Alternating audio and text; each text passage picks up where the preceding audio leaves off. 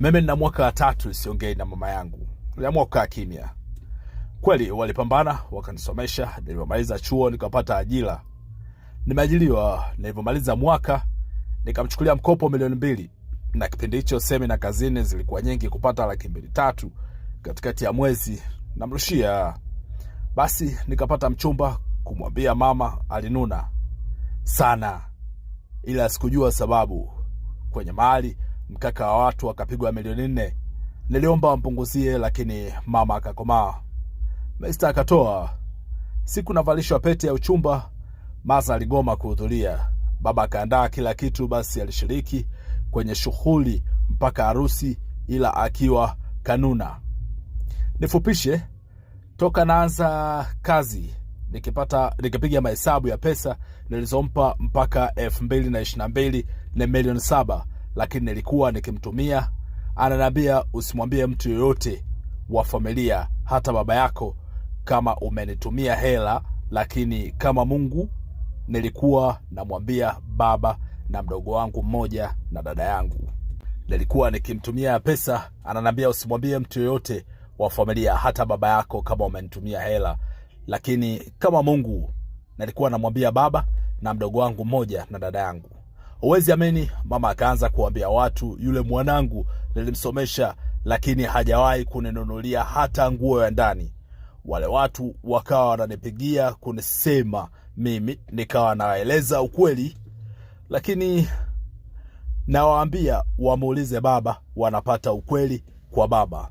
2022 nikiwa na miezi 3 nimemtumia milioni 1.2. Akanipigia simu akaniambia mimi ni sawa kama sikuzaa.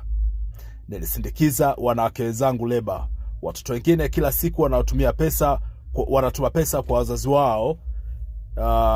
Lakini mimi sijawahi kuvalishwa hata chupi na mtoto. Kaka nililia sana, nikamkatia simu. Nikamtumia SMS nikamwambia, mama, kwa nini unapenda kukufuru hivyo? Hivyo unachosema ni kweli? Nashukuru Mungu katika hili, hutanisikia tena. Akamwambia hatomsikia tena. Check namba 3. Sasa mimi watoto wanasoma tayari na majukumu ya watoto 3, wanasoma shule za gharama. Baba yao ndivyo alivyoamua. Kila mtoto kwa mwaka ni milioni 3, wa 3 milioni 9. Kwa hiyo mimi mshahara wangu nimekuwa na msupport mume wangu kwenye mambo ya nyumbani, yeye afanye hayo mambo makubwa. Siku moja mama akanipigia simu, ananifokea eti hao watoto wapeleke shule za Kayumba, hiyo pesa usaidie ndugu zako wenye uhitaji. Ndio mama yangu mdogo akanambia, mama alikuwa hataki niolewe kwa kuwa nimesoma, ili mshahara wangu niwe nampa wote, na alimwambia hataki niwe namtumia pesa, badala yake alitaka ajue napokea shilingi ngapi kazini. Mshahara ukitoka wote nimtumie kwenye account, nitume kwenye account ya mama, alafu mama ndio anipangie, anigawie hapo. Ndio maana ananichukia, anasema hajawahi kununuliwa hata nguo ya ndani na mtoto. Na nyumbani mwenye kazi ya mama ni mimi.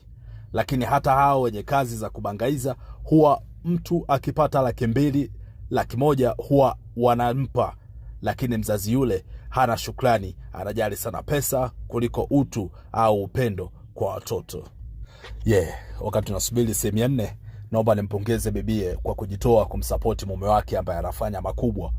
Kwa hiyo nyumba yao, kama mume anapokea milioni 2, bibi anapokea milioni 1, inakuwa milioni 3, so milioni 2 kama nyumba za watu wengi. Poleni sana, mchizi ameotea huyo. Cheki namba 4 mwanangu. Anajali sana pesa kuliko utu au upendo kwa watoto. Yaani anahisi nikimtumia milioni 1.5 nikamwambia nimekopa, anahisi napokea milioni 5, basi hiyo niliompa ni kidogo. Wakati mshahara kama ni milioni, ukikatwa kodi unajikuta una 700,000. Kama ndio una mikopo uko kwenye benki, unajikuta mshahara unaingia 500,000. Hiyo 500,000 unasema ngoja nimsupport hapa ndani, ili mwanaume aone ana mtu, labda 300,000, 200,000 nauli yangu ya kazini mwezi na matumizi yangu. Anafikia mahali anawaambia ndugu zangu, yule msiwasiliane naye, kwanza ni mchawi. amewaroga ili msiolewe kifahari kama yeye. Tumwombee aachike. Kaka, nishauri hivi, mimi kuamua kukata mawasiliano na mama kwa hili kweli nina dhambi? Kaka yake mimi, cha kwanza nikamuuliza mahusiano yake na mama yake kwa sasa yapoje kwa ule muda ambao tulikuwa tunaongea. Akanambia nimeamua kukaa kimya mpaka sasa ni miaka 3. Kaambia baki hivyo, hakuna ndoto umekuwa ukipata juu yake? Akanambia wiki iliyopita ndio nilipata ndoto tu, alikuwa amesimama mbele yangu akawa ananifuta machozi. Nikamuuliza bibi mza mama yupo? Akanambia yupo. Nikamwambia hiyo ni ishara umamani wanajua unayoyapitia na hawana kinyongo na wewe on the current situation. Stay there hadi utakapopata ndoto opposite, tuchekiane kuona kama kutakuwa na damage yoyote. Kisha nikamwachia voice note za kutosha kwa ajili ya kumpongeza kwa yeye kuwa positive kwenye ndoa yake. Wa mama, wa baba, acheni hizo. Tunazaa watoto sio wawe chuma ulete. Tunazaa watoto waje kuendeleza jina la familia, au sio? Sasa yule mshikaji mwenye beef na single mothers, unampata yule jamaa wa Mnazingua Comedy aka Sunday Olise 20, anasema brother, mwambie huyo mwanamke abarikiwe sana na Mungu kwa kuwa yuko serious na ndoa yake, ila shetani anataka kumtumia mama yake kubomoa nyumba yake. Hata hizo pesa anampendelea sana tu. Bible inasema mwanamke atawaacha baba yake na mama yake ataambatana na mumewe. Iko hivyo. Inaonekana huyo mama anatamaa sana, hata mumewe anamtawala yeye, halafu anatumiwa na shetani kutaka kuharibu ndoa na uchumi wa mwanae. Kiufupi, huyo mama ni mchawi tu. Asipambane naye mwilini bali rohoni. Mwambie maombi ndio njia ya kumzima rohoni. Maombi.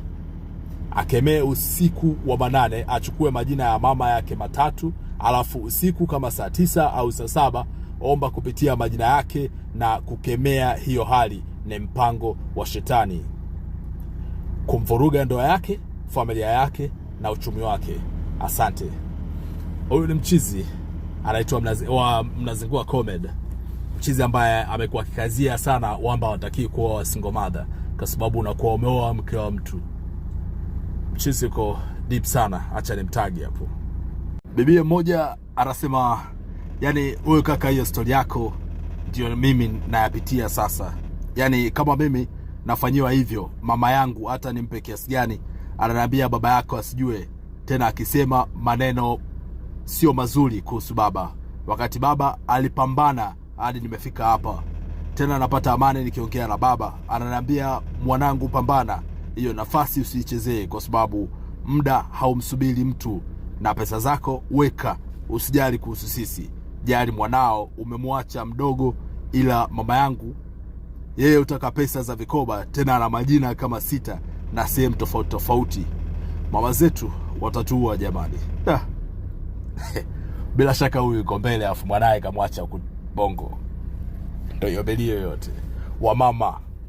Bado sijasikia kesi ya baba hapo. Ni wa mama tu, wa mama. Ni wa mama ndio mnatugombanishaga na tutoi tu. Simesikia hapo anaongelea kwamba mama anaongea maneno mabaya kuhusu baba. Wakati kiujumla kama mama anataka asijulikane kama akapewa hela, moja kwa moja yeye na baba yeye hayuko vizuri na baba. Sio baba hayuko vizuri na yeye, isipokuwa baba anapitia magumu kupitia yeye. Mwenyezi Mungu azidi kutuhurumia.